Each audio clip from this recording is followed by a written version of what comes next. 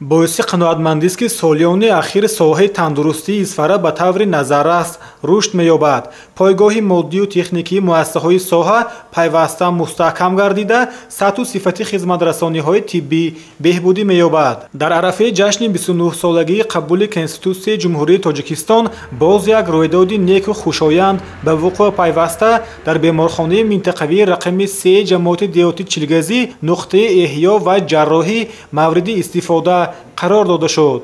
мавҷуд набудани ҳуҷраи ҷарроҳӣ яке аз масъалаҳои муҳим мебошад, ки бо он сокинони деҳаҳои Чилгазиву Кӯлканд ва Лакон солҳост ки рӯбарӯ ҳастанд ва барои анҷом додани ҷарроҳӣ ба маркази шаҳр мерафтанд. Аз ин рӯ ифтитоҳи нуқтаи нави ҷарроҳӣ ва эҳё барои сокинони ин деҳот тӯҳфаи арзанда дар арафаи таҷлили 29-умин солгарди қабули Конститутсияи Ҷумҳурии Тоҷикистон мебошад. раиси шаҳри Исфара Баҳоваддин Баҳодурзода ифтитоҳи шуъбаи нави тиббиро барои сокинони ҷамоат таҳният гуфт ва изҳори умед кард, ки табибону ҷарроҳони маҳаллӣ бо донишу таҷрибаи кофӣ боварии мардумро сазовор хоҳанд шуд. раиси шаҳр зимни суҳбат бо кормандони соҳаи тиб таъкид дошт, ки бо дастгириҳои асосгузори сулҳу ваҳдати миллӣ пешвои миллат президенти Ҷумҳурии Тоҷикистон муҳтарам Эмомалӣ Раҳмон дар шаҳри Исфара ба рушди соҳаи тиб ва фароҳамсозии шароити замонавии корӣ барои табибон тадбирҳои зарурӣ амалӣ карда мешавад. чхеле ки пешвои муаззами миллат асосгузори сулҳи ваҳдати миллӣ муҳтарам Эмомалӣ Раҳмон дар баромадҳояшон қайд менамоянд, соҳаи тандурустӣ яке аз соҳаҳои афзалиятноки ҳифзи иҷтимоии аҳолии Ҷумҳурии Тоҷикистон ба ҳисоб меравад.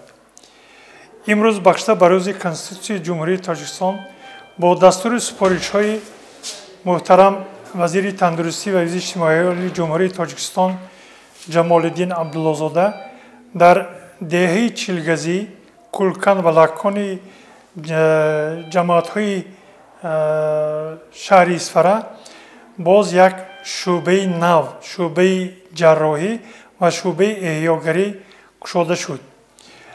аз тарафи вазорати тандурустӣ ва ҳифзи иҷтимоии аҳолии Ҷумҳурии Тоҷикистон ба маблағи зиёда аз 997 000 сомонӣ ва аз тарафи ташкилотҳои ғайридавлатӣ ба монанди ЮНИСЕФ ва Салиби Сурх ба маблағи зиёда аз 300 000 сомонӣ ба ин беморхона таҷҳизотҳои ҳозиразамони замонавӣ ворид карда шуд, ки ин барои беҳтар намудани сатҳу сифати хизматрасонии соҳаи тандурустӣ дар ин ҷамоат хизмат мерасонад.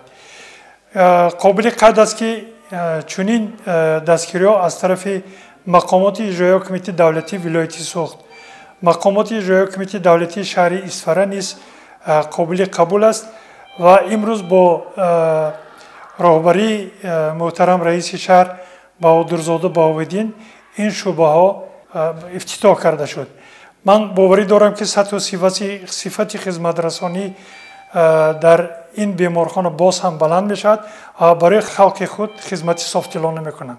шӯъбаи ҷарроҳӣ ва эҳёгарӣ дар ҷамоати деҳоти Чилгазӣ бо дастури вазири тандурустӣ ва ҳифзи иҷтимоии аҳолии Ҷумҳурии Тоҷикистон Ҷамолиддин Абдуллозода, ки зимни боздидашон аз муассисаҳои табобатии шаҳри Исфара баён гардида буд, аз ҷониби соҳибкорони маҳаллӣ бо сифати баланд бунёд гардидааст. албатта дар барқарорсозӣ ва таъмири бинои мазкур, ки бо маблағи зиёда аз 154 000 сомонӣ таъмир ва азнавсозӣ карда шуд, соҳибкорони ҷамоатҳои деҳоти Чилгазӣ ва Кӯлканд дастгирии хуб намуданд. шӯъбаи мазкур, ки мана бо 20 катти хоб, бо 20 катти табобати мавриди истифода қарор гирифт, ба аҳолиҳои ҷамоатҳои деҳоти Чилгазӣ, Кӯлканд ва Лакон, ки зиёда аз 51 000 ташкил медиҳанд, хизмат мерасонад дар оянда.